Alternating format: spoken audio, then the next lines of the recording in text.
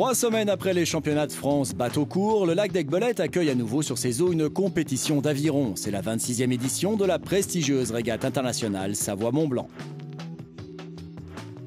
Plus de 2500 rameurs et 500 bateaux sont réunis pendant ce week-end, les 7 et 8 mai, sur la base d'aviron de Novalaise.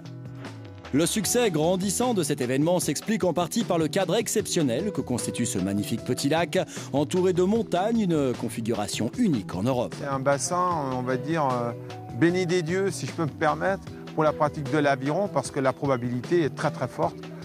9 fois sur 10, pour ne pas dire 9 fois et demi sur 10, quand vous vous déplacez, votre pire ennemi c'est le vent, et le vent ici, il n'y en a que très rarement.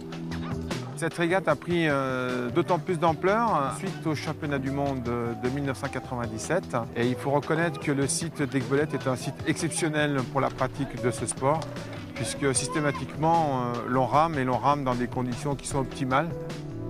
73 clubs français, mais aussi des Suisses et des Allemands sont venus se mesurer sur les eaux turquoises du lac Savoyard.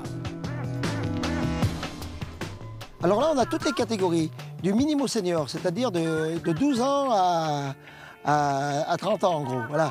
Et on a même les vétérans, on a mis 2-3 vétérans et depuis quelques années, on a aussi les handicapés. Alors les types de bateaux, on a tout, du skiff, c'est-à-dire de la coupe, du 2 de coupe, du 4 de coupe, du 4 barré, du 400 barreurs, du 8, de 200 barreurs. Voilà, on a toutes les catégories, championnat du monde et olympique. Cette manifestation est sans doute, on va dire, une excellente approche pour tout le quart sud-est, voire des pays étrangers limitrophes comme la Suisse, de façon à déterminer quelles seront les embarcations choisies pour le championnat de France. Quand vous êtes classé, vous êtes sur le podium à la régate Savoie-Mont-Blanc, vous n'êtes pas loin du podium du championnat de France, pour ne pas dire sur le podium. Moi, je voudrais remercier surtout l'équipe de bénévoles qui travaillent depuis 80 avec nous. Il y en a qui ont disparu, il y en a des nouveaux qui reviennent. Mais sans eux, sans les 120 bénévoles que le comité comprend, même plus, puisqu'on a 200 sur le listing, on a plus de 220 bénévoles, l'aviron n'existerait pas avec Aiguebelette.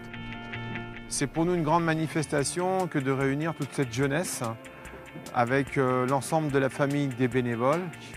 Voilà, que toute notre jeunesse soit réunie sur ce lac pour faire du sport. C'est là toute notre reconnaissance et notre joie.